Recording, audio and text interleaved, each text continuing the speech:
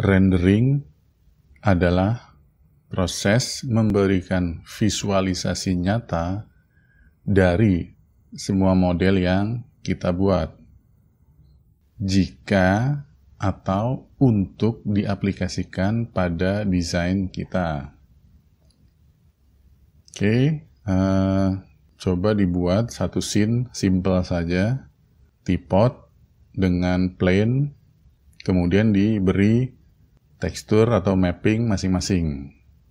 Dikasih refleksi untuk lantai, plane-nya, dan untuk teapotnya. Oke, kemudian diberi animasi kamera dengan menggunakan bantuan pad atau follow pad. Pakai circle saja supaya lebih mudah. Sekarang untuk proses renderingnya, kita buka render setup-nya. Dari menu rendering, kemudian masuk ke render setup. Nah, rendering ini ada macam-macam. Bisa kita render sebagai still image atau satu image. Bisa juga sebagai animasi. Nah, animasi ini ada dua versi atau dua jenis. Dia sebagai video atau sebagai sequence. Coba kita lihat parameter dari render setup ini. Di bagian common, untuk target dan preset atau renderer, untuk sementara kita tidak merubahnya, jangan dirubah. Kemudian di kolom common, ini ada single, berarti kita ngerender satu frame. Di bawahnya ada active segment, yaitu yang tertera di timeline kita atau di bawah ini. Kemudian range, itu bisa kita tentukan dari frame berapa sampai frame berapa. Jadi tidak semua, kalau active segment seluruh frame, kalau range kita bisa tentukan. Untuk yang ini, frame itu kita bisa pilih frame berapa, bisa kita lompat.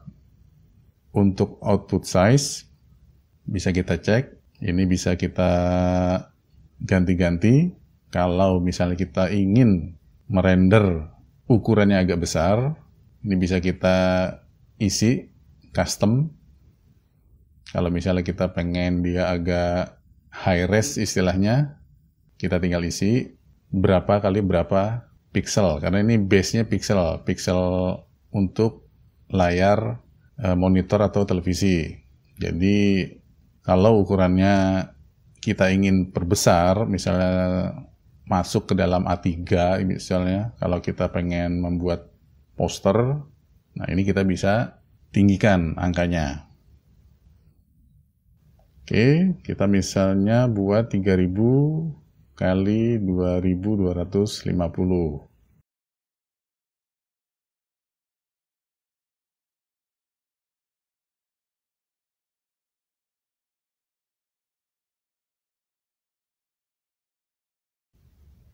Nah, sekarang kita samakan dengan hasil rendernya. Kita buka di Photoshop, kita lihat image size-nya.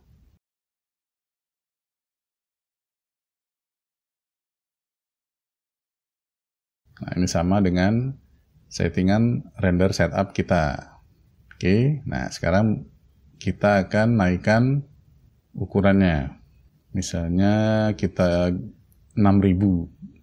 Nah, ini karena image-nya kita lock skalanya, otomatis yang kolom satu lagi akan otomatis terisi sesuai dengan proporsinya. Nah, kemudian kita render. Semakin tinggi angka yang kita isi, prosesnya akan semakin lama. Kalau sudah, kita coba buka di Photoshop lagi filenya, hasil renderannya. Ini kita save dulu, atau lewat sini, render output, kita klik file, kita save di mana, beri nama, kemudian kita render ulang. Dia otomatis langsung menyimpan file tersebut. Jadi kita nggak perlu klik tombol save lagi, karena sudah otomatis tersimpan.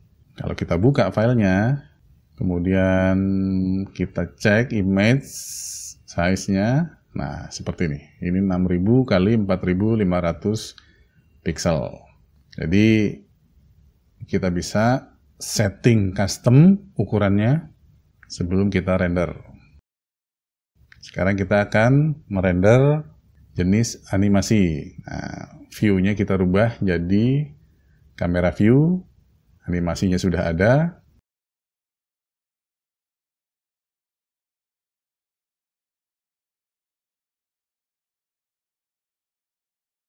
Kemudian masuk ke render setup, kita pilih ini yang tadi single, kita ganti menjadi active segment. Kalau video ukurannya kita sudah ada, tinggal mengikuti. Seperti ini, jenis NTSC, ini 720x480, atau ingin yang lain silahkan, tinggal dipilih. Kemudian kita klik file, kita save, kita namakan. Nah, ini bisa kita sebagai video atau sebagai sekuen. Oke, misalnya kita jadikan MOV, jadi ini video dulu, kemudian kita save atau kita setup. Kemudian setup-nya silahkan ini dipilih. Oke, misalnya kita pakai PNG atau foto JPEG. Kalau sudah, kita tinggal render. Nah, dia akan merender seluruh animasinya.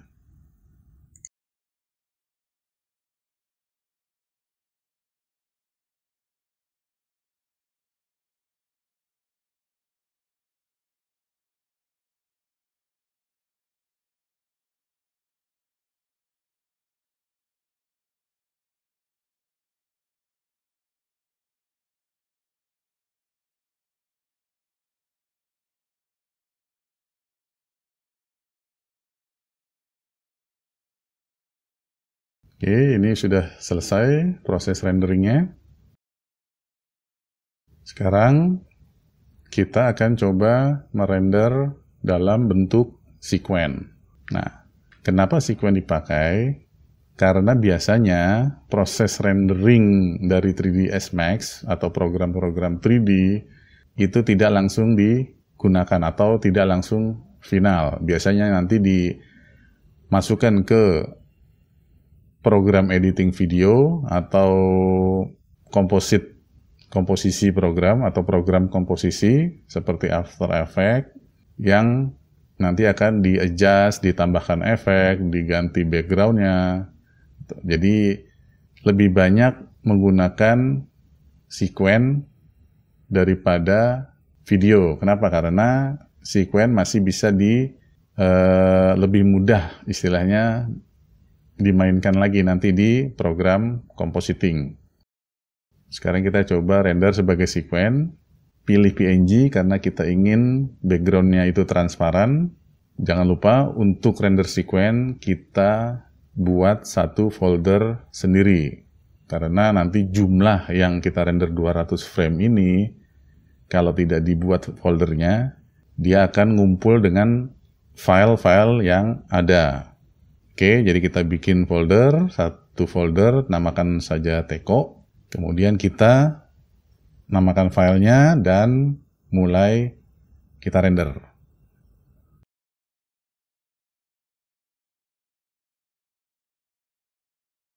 Oke, kalau misalnya dalam proses render ini kita lihat ada, refleksinya terlalu gelap, ini bisa kita stop, kita cancel, kemudian refleksinya kita perbaiki, mungkin seperti ini, kita tinggal render ulang, kita tiban saja filenya.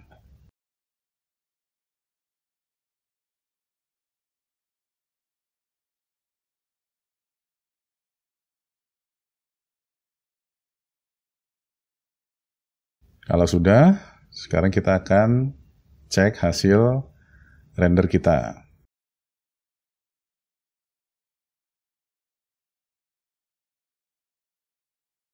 Oke, nah ini yang untuk jenis video, kita bisa langsung play. karena kita tadi memilih MOV, satu lagi yang berupa sequence seperti ini. Jadi kita buat dalam satu folder. Kalau yang untuk video kita bisa langsung play.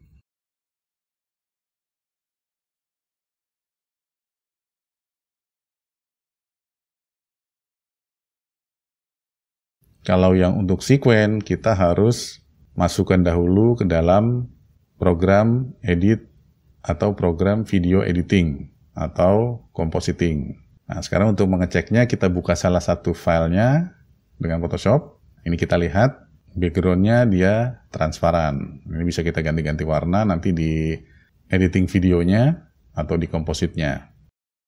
Itu perbedaan kalau kita merender berbentuk animasi yang jenis video dan sequence.